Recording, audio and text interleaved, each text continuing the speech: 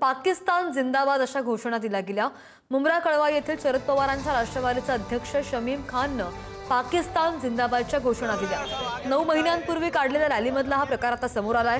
शमीम खान विरोधात गुन्हा दाखल झालेला आहे आणि या मोर्चामध्ये आमदार जितेंद्र आव्हाड यांच्यासह अनेक कार्यकर्ते सुद्धा सहभागी होते।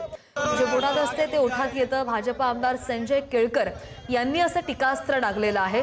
तर पहलगाममध्ये निष्पाप हिंदूंवर हल्ला केला त्यास पाकिस्तानच्या बाजूने घोषणा देणं हे निषेधार्ह असल्याचं सुद्धा केळकर म्हणालेले आहेत।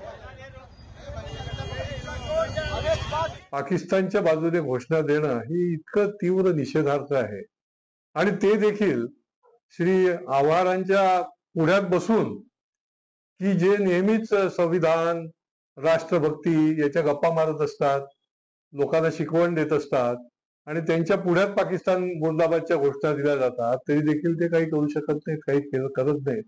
लोकांना पोलिसांमध्ये जाऊन गुन्हा दाखल करायला लागतो। ही अत्यंत ही मानसिकता आहे।